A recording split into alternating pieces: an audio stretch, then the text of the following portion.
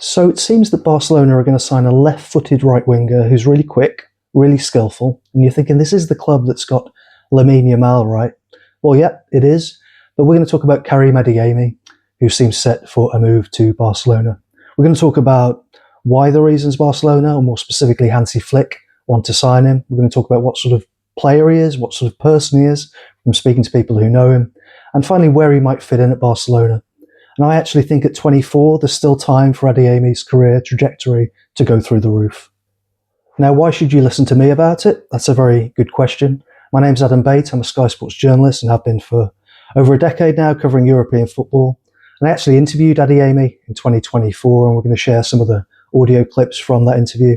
And as recently as the summer, I actually spoke to an old coach of Adeyemi's, and he had some interesting insight into working with him as well. So I'm going to share some of that information, and we're also going to look at some graphics, some numbers, and figure out why this might be a move that can still unlock his potential. Now, Adeyemi is only actually 24 years old, but if it feels like he's been around forever, that's understandable, because he was actually still a Red Bull Salzburg player when he made his Germany debut. Hansi Flick gave him his debut in 2021. He actually played almost 100 games for Salzburg in the Austrian league, and even before that, he started really early. He was playing at 16 for Liefering, which was Salzburg's feeder team. And when I interviewed Adeyemi, I spoke to him about that idea of being ahead of schedule. But even going to Austria was an interesting move in itself. You could have been in a big academy in Germany. You saw a chance there. What was the thinking behind even going to Salzburg in the first place? I think as you can see, Salzburg is doing a great job with young players. They have a second team who plays against adults, so I think it's very important for a 16-year-old to play against adults and play in the second league of Austria. And if you develop good, you can play in the first team of Salzburg, and they also play Champions League, so Champions League or Europa League. And I think it's a great thing for a young player, and you learn a lot. They are really good players. They've been good players there in Salzburg, and I think for me it was the best move I can do. So from there he went to Dortmund and had some pretty impressive moments in that first season, and that's when you may have seen this reputation develop for him being the fastest player in the Bundesliga.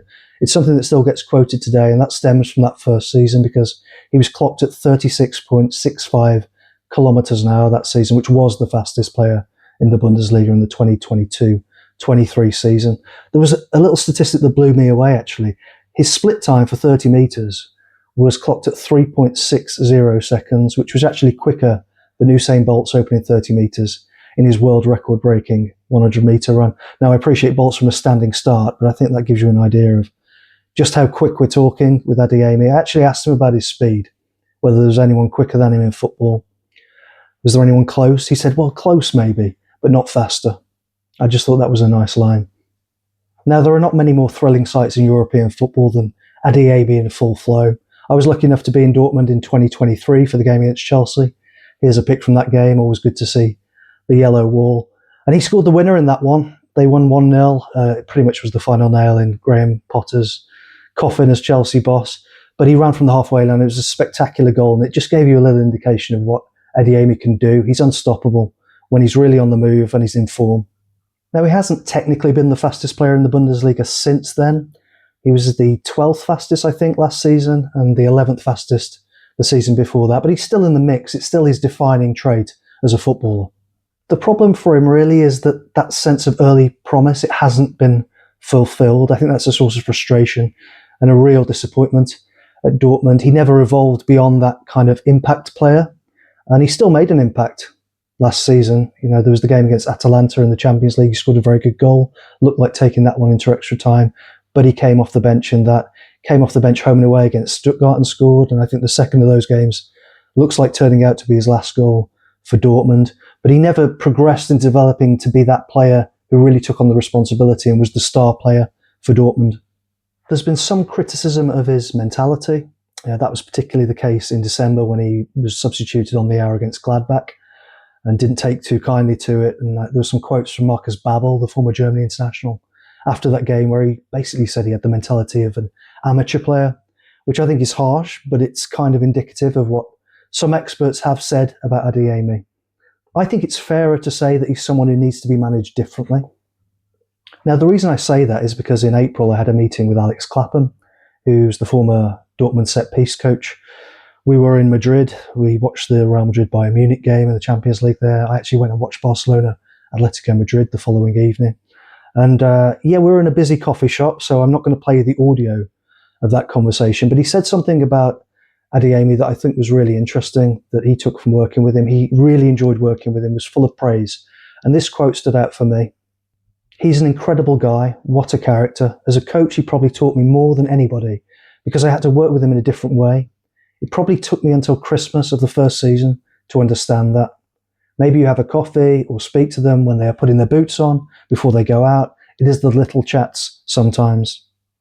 I think that's a neat way of bringing it back to why Barcelona might be able to get the best from him. And it all comes down to that relationship with Hansi Flick. So I think from Adeyemi's perspective, this is a real positive for him. This is a coach who believes in him, who's proven he believed in him from a young age, always championed him. And I also think the fact that obviously he loves Barcelona, he's talked about being a Barcelona fan as a kid. So the reasons why it's a positive for the player are incredibly obvious. But why could this be a good move for Barcelona? Well, for me, it depends on the expectation levels, because Barcelona aren't necessarily looking for someone who's going to transform their entire attack. This is a team that scored 95 goals in La Liga last season, 18 more than Real Madrid. What they really need is someone who can cover across different positions, can make a contribution. And I think Adeyemi can do that. I mean, he can do that job that perhaps that Marcus Rashford did to such good effect for most of last season. Now, I started off by calling Adeyemi a right winger, and if you look at his average position for Dortmund through his Bundesliga career, then that makes sense. He's been deployed there a lot, but he can also play from the left. You know, for example, that's where he started in the game against Bayern Munich this past season. And if you look at where he could play for Barcelona, clearly he's not the Robert Lewandowski replacement, but they've used Ferran Torres centrally. I went to the Barcelona derby game against Espanyol in April, and you look at the lineup from that particular match, and you can see potentially 4 different roles for him in that system. There will be minutes for Adeyemi. And I think that could be really important for Barcelona, because you look at the template that Paris Saint-Germain have set, winning the Champions League for the last 2 seasons, and they've really rested their star players in the league format. Now, that's easier to do in France than Spain, perhaps, but Ousmane Dembele, he started 11 games in Ligue 1 last season. He actually started as many games in the Champions League. You compare that to Lamine Yamal, who played 26 games from the start in La Liga last season, which was more than any midfielder or attacker in the Barcelona squad. So the chance to rest him a little bit, or at least save him for Champions League games, is something that Barcelona would love to be able to do. And does he fit the style at Barcelona? Well, there's absolutely no doubt that Hansi Flick loves pace in wide areas. Yes, he still plays a possession game. Barcelona averaged 69% possession in the Liga last season. It's actually the highest amount of possession of any team across Europe's 5 major leagues, more than Bayern, more than PSG. But he does demand that the wingers have pace. That's how he helps to break teams down, particularly on the counter-attack as well when those opportunities arise. Adeyemi can bring that. So for me, I think Adeyemi is at a bit of a crossroads as a player. And I know that's a bit of a cliche and it sometimes gets used in a negative sense. It's a way of hedging bets or downplaying expectations.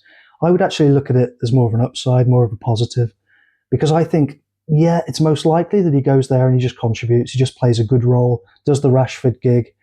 And that's probably a player that you would want for this role rather than an expensive wonder kid who needs to play games to fulfill their potential. Kind of makes sense for someone at this stage in their career to do it. But I still think there's a huge chance, a huge possibility, an opportunity that Adeyemi can go forward in his career and really explode potentially. You look at what Rafinha did after his move from Leeds to Barcelona, and he kind of completely changed the perspective of how people saw him on the European stage. I think Adeyemi, with the right coach at the right club, he could go on that journey too, because he's a player who still, at 24, has a really high ceiling. If you found this video in any way interesting, please like and subscribe, and I'll try to do more of them. Very aware that I'm still learning. And let me know in the comments what you think of Karim Adeyemi.